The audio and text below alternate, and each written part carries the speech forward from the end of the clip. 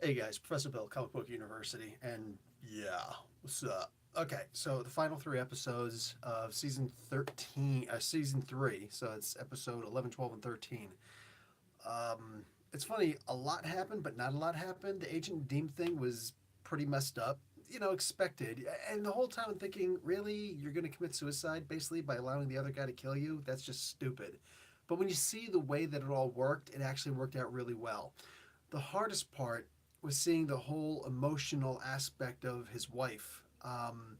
That was really annoying. Now, I know that the initial step is to say, oh, she was just too emotional. She was stupid. She was this. She was that. How come she can't see the bigger picture? But it's funny. I'm sitting there, and I think everybody can see the bigger picture. I think anybody who's actually not just watching the TV series, but anybody in general in the general scope of what's going on can see what's actually happening. So the whole her getting super emotional and being upset with him and blaming him and accusing him for everything. How could you let this happen? Blah blah blah blah blah. I actually blame the show. I blame the people writing the show. They literally fell into that trope of every single TV series out there. Name it, every single TV series out there that's got that woman who's just going to get emotional and start blaming someone else. I'm surprised she didn't start pounding on his chest as she's screaming and wailing, like, I can't believe you brought a gunfight to our home. Like that was, I'm like, dude, are you kidding me? You really wrote that kind of a character into this series. Like that was really annoying. But that being said, they also did the other trope with the guy Nadim, who he's sitting there like, I'm gonna protect you against every freaking thing that happens. I'm gonna make sure that Wilson Fisk doesn't get you. I'm gonna stop the entire ocean from coming in and swallowing us whole. Dude, shut up. All right, shut up.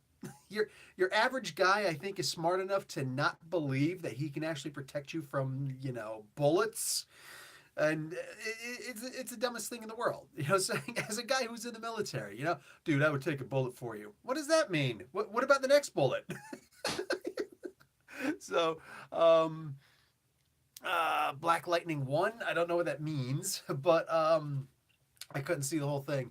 Either way, yeah, I'm gonna have to go and see Black Lightning actually, because I know that the next season has already started, but I haven't finished the last couple episodes of that. But still, speaking on Daredevil, I did like the way that it all ended. I like that at least Nadim was smart enough to say all the correct things in the video, so that, like, I don't actually know the law. I don't know if I don't know the law like that. That's for sure. If that could actually be admissible, I don't know this, that, or the other thing about it.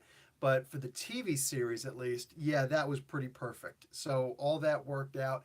His wife, that worked out also, because she's like, I really dug that. Oh man, yeah, he was such a bad guy. I'm willing to help you to bring him down. And she's writing in the meantime, they're listening. Like, I thought all that was really awesome. Um, there was a Jessica Jones comment at the end, which I thought was cool. When they decided to do Nelson Murdoch and Paige, I thought that was pretty freaking perfect. And it's like, really?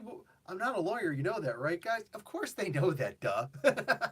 But she is one hell of an investigator, and I like what Murdoch says. You're a whole lot more stable than Jessica Jones. If I wasn't in a recliner, I'd have probably been like, bloop, right out of my chair, man, because that was good. That was really funny. So yeah, a whole lot of good stuff about this whole season.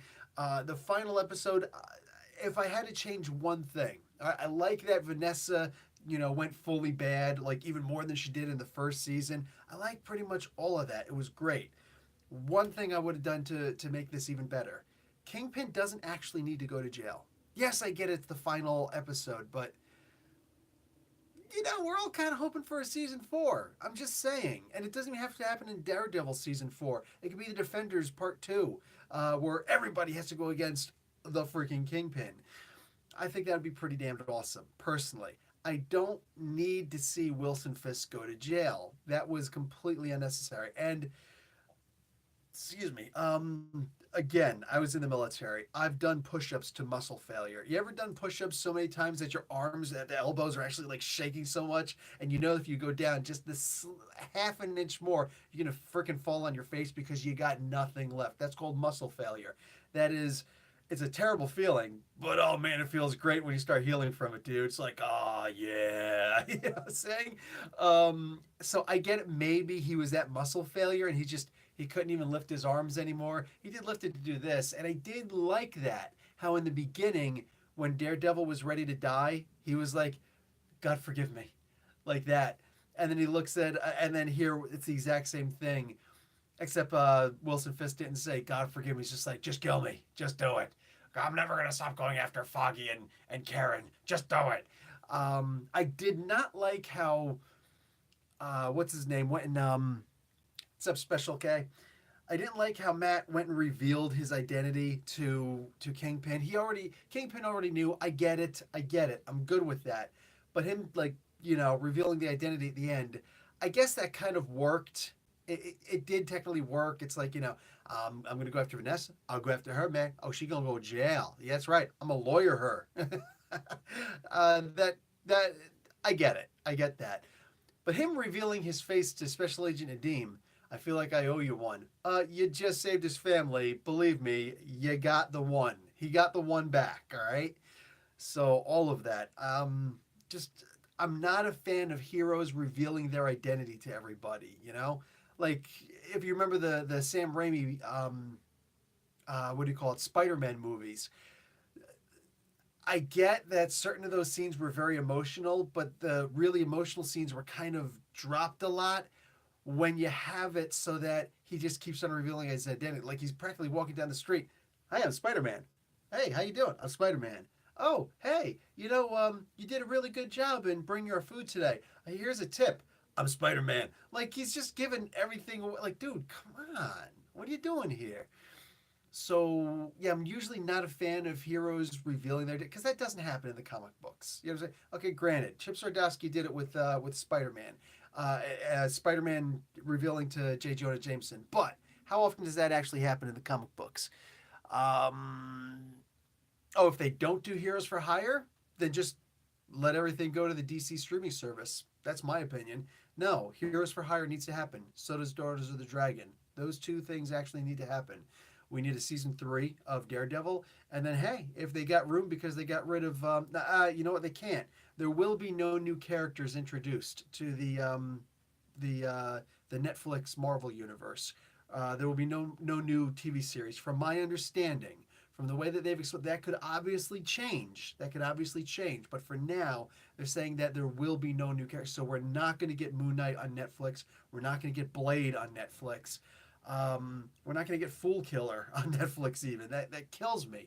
But what we could get is all of those characters and a lot more once we actually switch over to the Disney streaming service. And I'll be there, dude. I'll be there in a heartbeat. With all this incredible stuff that they're doing. Oh yeah, I don't know what the whole "I'll be there with bells on" things, but I'll strap bells all over. I'll Velcro the hell out of bells to my shoes.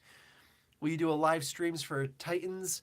Yeah, Titans is hard because I don't see the advertisements for it, and I can't even get notifications.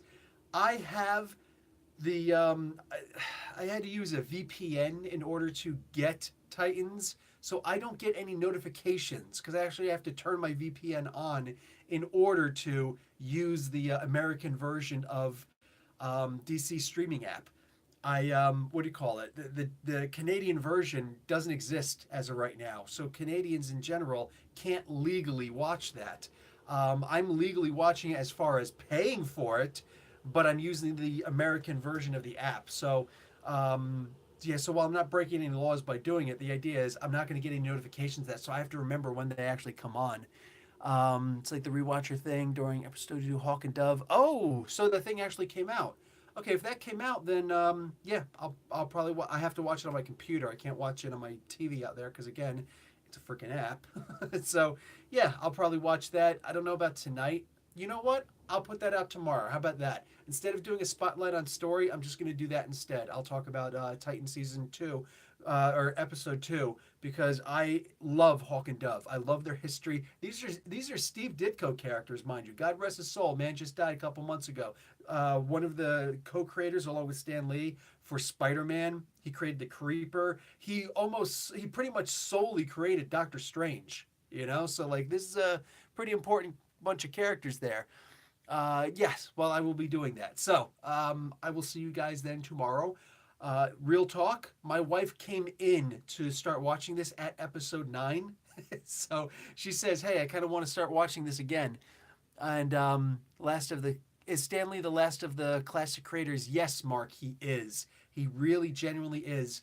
You can go into the next generation of those guys, which would be like Neil Adams and guys around him. But yeah, Stanley is actually the last of the classic creators. He's older than what Ditko was, so I actually expected Ditko to be the last. You know, is what it is, man. But anyway, so yes, I will do that tomorrow. I will see you guys later. I'm going to go back out and start watching episode 1 again because it's freaking awesome. I hope we get a Stanley figure. Special K, that is a freaking genius idea, and if it hasn't happened already, then it needs to happen. I demand a 6-inch Stan Lee figure because you know what? You know why, because. You know why, because. Okay, so I'm out. Professor Bill, Comic Book University. Class dismissed.